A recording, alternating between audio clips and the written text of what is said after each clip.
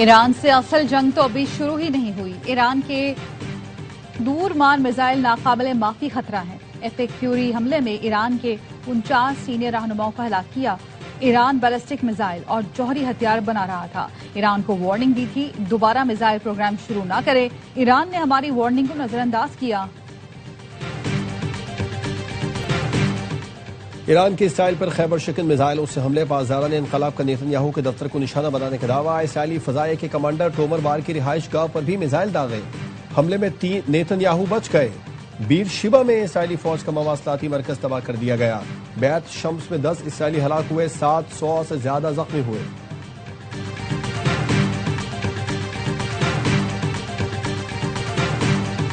قطر کا ایران کے 2 لڑاکا طیارے مار گرانے کا دعویٰ۔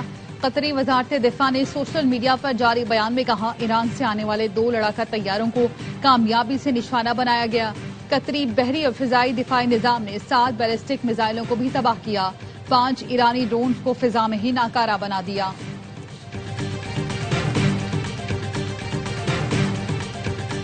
اور بیروت کے جنوب میں اسرائیلی حملے میں القدس بریگیڈ کا سینئر کمانڈر شہید۔ 41 سالہ ادھم العثمان القدس بریگیڈ کمانڈر تھا۔ اسرائیلی فوج کا کہنا ہے لبنان میں حزب اللہ گروپ سے تعلق رکھنے والے 70 سے زائد اہداف کو نشانہ بنایا گیا۔ جنگ کے دوران کویت میں 3 امریکی لڑاکا طیارے تباہ۔ امریکی سینٹ کام نے 3 F-15 تباہ ہونے کی تصدیق کر دی۔ بتایا کویتی فضائی دفاعی نظام نے غلطی سے F-15 طیاروں کو نشانہ بنایا۔ فرینڈلی فائر کے واقعے میں کویتی میزائلوں سے طیارے تباہ ہوئے۔ تمام 6 پائلٹ بحفاظت طیاروں سے نکلنے میں کامیاب رہے۔ ایران نے بھی کویت میں امریکی فائٹر جیٹ مار گرانے کا دعویٰ کیا۔ عراق میں ایران کا امریکی فوجی اڈے پر ڈرون سے حملہ۔ سعودی میڈیا کے مطابق ایرانی حملے میں اربیل شہر میں اسلحہ ڈیپو کو نشانہ بنایا گیا۔ ایران نے بحرین کی سلمان پورٹ پر موجود امریکی بحری بیڑے کو بھی میزائلوں سے نشانہ بنایا۔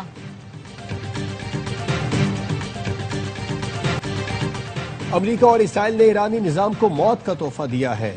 جنگ کب تک رہے گی فیصلہ ٹرمپ کریں گے۔ ہم صرف جیتنے کے لیے لڑتے ہیں، وقت اور جانیں ضائع نہیں کرتے۔ امریکی وزیر جنگ پیٹ ہیگسیت کی پریس بریفنگ۔ کہا ایران کے خلاف جاری آپریشن ایپک فیوری تاریخ کا بڑا آپریشن ہے۔ یہ روایتی رجیم چینج کی جنگ نہیں، مقصد تہران کی میزائل پروگرام اور سیکیورٹی انفراسٹرکچر کو مکمل تباہ کرنا ہے۔ ایرانی سیکیورٹی فورسز کو مخاطب کرتے ہوئے کہا عقل مندی کا انتخاب کریں، یہ مشن فیصلہ کن اور حتمی ہے۔ ایرانی عوام کے لیے ایک سنہری موقع ہے جس سے انہیں بھرپور فائدہ اٹھانا چاہیے۔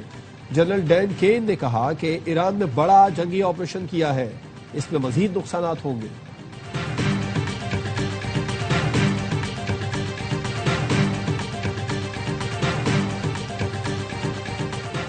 امریکہ کے خلاف طویل جنگ کے لیے تیار ہیں۔ ایران کی سپریم نیشنل سیکیورٹی کونسل علی لاریجانی کا اعلان۔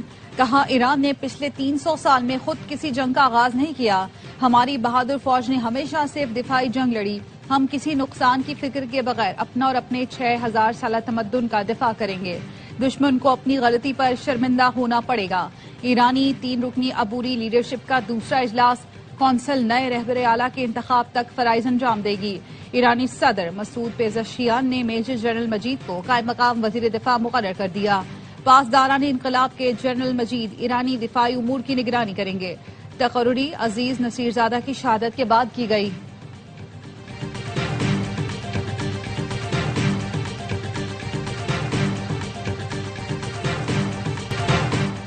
خامنئی سمیت ایران کے اعلیٰ کمانڈر مارے گئے۔ ایران کی ملٹری کمان مکمل ختم کر دی۔ امریکی صدر ڈونلڈ ٹرمپ کا دعویٰ، کہا بہت سے لوگ ہتھیار ڈالنا چاہتے ہیں۔ ایرانی فوجی جنرل جان بچانے کے لیے سرنڈر کر رہے ہیں۔ محب وطن ایرانی قوم فوری طور پر حکومت پر قبضہ کر لیں۔ 9 بحری جہاز اور ایرانی بحریہ کے ہیڈ کوارٹرز کو تباہ کر دیا۔ امریکی سینٹ کام کا کہنا ہے پاسداران انقلاب کا ہیڈ کوارٹر مکمل تباہ کر دیا گیا۔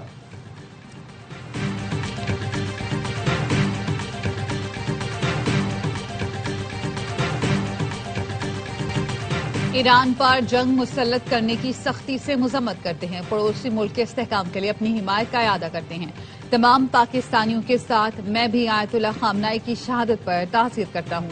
صدر آصف زرداری کا پارلیمنٹ کے مشترکہ اجلاس سے خطاب۔ کہا بھارتی قیادت کا کہنا ہے وہ ایک اور جنگ کے لیے تیار ہیں۔ میں یہ بتانا چاہتا ہوں ہر جارحیت دشمن عبرتناک شکست کے لیے تیار رہے، کوئی غلطی نہ کرے، ہم آپ کا مقابلہ کرنے کو تیار ہیں۔ پوری قوم مسلح افواج کے ساتھ کھڑی ہے۔ بھارت نے افغانستان کے راستے پراکسی آپریشن تیز کیے تو طالبان رجیم نے دیکھ لیا کہ آخری حد عبور کرنے پر پاکستان کیا کرتا ہے۔ آصف زرداری اور وزیر اعظم شہباز شریف کی ملاقات میں بلاول بھٹو زرداری اور یوسف رضا گیلانی بھی شریک تھے۔ صدر آصف زرداری نے پارلیمنٹ ہاؤس میں بلاول بھٹو سے ان کے چیمبر میں ملاقات کی۔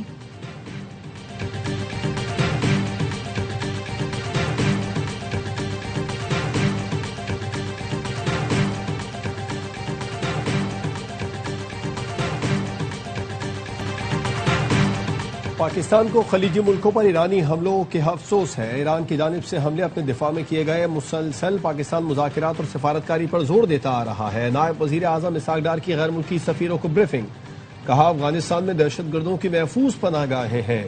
کئی بار افغانستان سے بات چیت کی کہ اپنی سرزمین پڑوسی ملکوں میں دہشت گردی کے لیے استعمال نہ ہونے دے، لیکن نتیجہ صفر رہا۔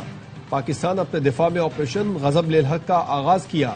نائب وزیر اعظم اسحاق ڈار سے چین کے سفیر کی ملاقات، خطے کی صورتحال پر تبادلہ خیال۔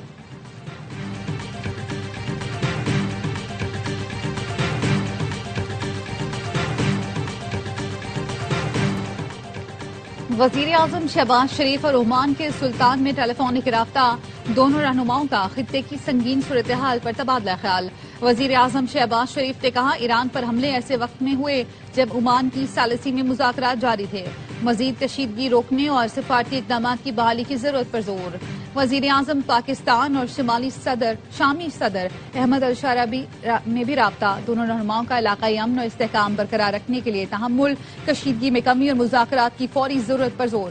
گفتگو میں مشرق وسطی سمیت افغانستان کی حالیہ پیش رفت بھی زیر بحث آئی۔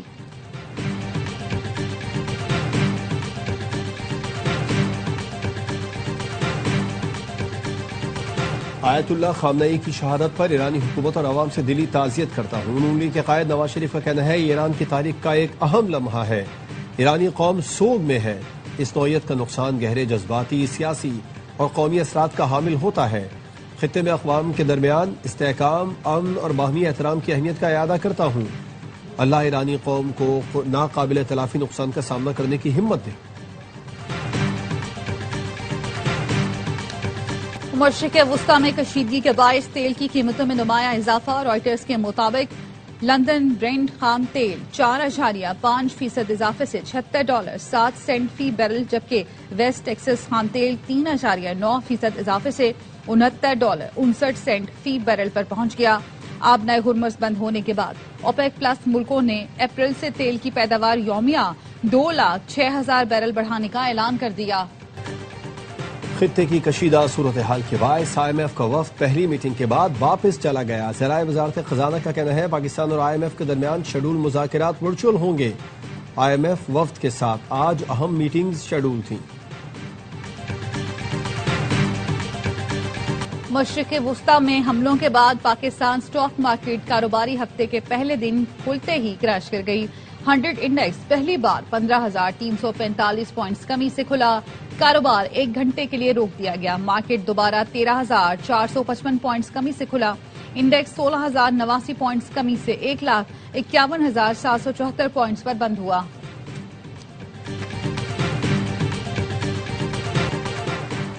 سونے اور چاندی کی قیمتوں میں اضافہ۔ سونا 13,300 روپے مہنگا، 1 تولہ 5,63,862 روپے کا ہو گیا۔ پاکستان میں فی تولہ چاندی کی 10,050 روپے میں فروخت۔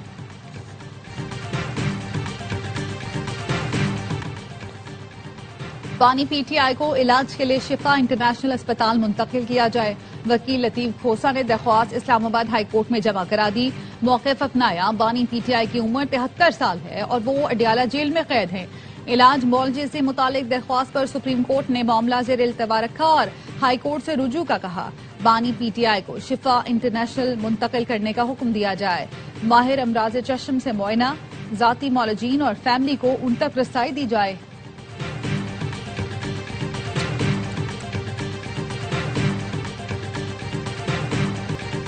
لاہور ہائی کورٹ بار ایسوسی ایشن کے انتخابات کے بعد تنازعات۔ احسن بھون گروپ کا نتائج ماننے سے انکار۔ احسن بھون گروپ اور حامد خان گروپ آمنے سامنے، وکلاء گتھم گتھا ہو گئے، ایک دوسرے کے خلاف شدید نعرے بازی۔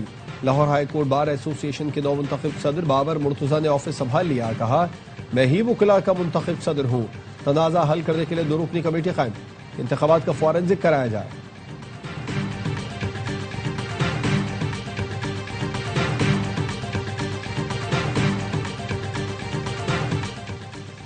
پنجاب کی مستقل سیکیورٹی کے لیے بائک سمیت تمام گاڑیوں پر ای ٹیگ لگانے کا فیصلہ۔ امن و امان سے متعلق اجلاس میں مریم نواز نے جدید ترین ڈرون ڈیفنس خریدنے کے لیے فوری اقدامات کا حکم دے دیا۔ دہشت گردوں کی نشاندہی کے لیے کامبنگ آپریشن جاری رکھنے کا حکم۔ Punjab cyber crime investigation unit بنانے کی منظوری۔ مریم نواز نے کہا، چیک پوسٹ سے خودکش حملہ آور کا پنجاب میں داخل ہونا تشویشناک ہے۔ جنگ کے طریقے بدل چکے ہیں، ہمیں خود کو تیار کرنا ہوگا۔ 10 ملکوں کی فضائی حدود بند ہونے سے ہزاروں پروازیں متاثر، لاکھوں مسافر رل گئے۔ ایران، عراق، اسرائیل، کویت، بحرین، قطر، شام، متحدہ عرب امارات، لبنان اور اردن کی فضائی حدود بند ہیں۔ مشرق وسطی میں کشیدگی کے باعث پاکستان سے آج 106 پروازیں منسوخ کر دی گئی۔ 3 دن میں مشرق وسطی جانے والی 300 سے زائد پروازیں منسوخ کی جا چکی ہیں۔ پاکستان ایئرپورٹ اتھارٹی کا کہنا ہے پاکستان کی فضائی حدود مکمل کھلی اور محفوظ ہے۔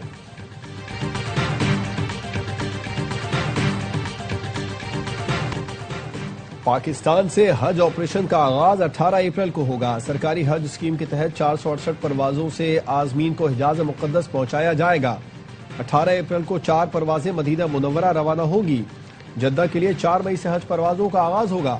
کراچی، لاہور، اسلام آباد، کوئٹہ، ملتان، سیالکوٹ، فیصل آباد اور سکھر سے پروازیں عازمین کو لے کر حجاز مقدس جائیں گی۔ آخری حج پرواز 21 مئی کو روانہ ہوگی۔ پاکستان سفارت خانہ ابوظہبی کی ٹرانزٹ میں پھنسے پاکستانیوں کی تفصیلات جمع کرنے کی اپیل۔ ٹرانزٹ میں موجود پاکستانی فوری فارم پر کریں۔ معلومات کی بنیاد پر ایئر لائنز اور حکام سے رابطہ کیا جائے۔ سفارت خانے کی ہدایت، UAE میں مقیم پاکستانیوں کے لیے سفارت خانے کی ہیلپ لائن 24 گھنٹے فعال۔ پاکستانی کمیونٹی کو سہولت اور رابطوں کے فروغ کے لیے رجسٹریشن کی ہدایت۔ UAE کے ایئرپورٹ پر خصوصی پروازوں کا آغاز۔ پھنسے مسافروں کو مرحلہ وار روانگی کی سہولت دی جائے گی۔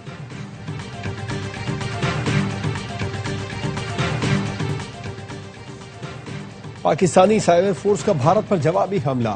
بھارتی چینل پر پاکستان ہمیشہ زندہ باد کے نعرے چلنے لگے۔ پاکستانی سائبر فورس نے کامیابی سے بھارتی چینل ABP نیوز کو ہیک کر لیا۔ بھارتی چینل پر فیلڈ مارشل سید عاصم منیر کے خطاب کے اقتباسات بھی نشر ہوئے۔ گزشتہ روز پاکستان کے 1 سے زائد نیوز چینلز کی نشریات ہیک کر کے موساد کی حمایت میں پیغام چلائے گئے تھے۔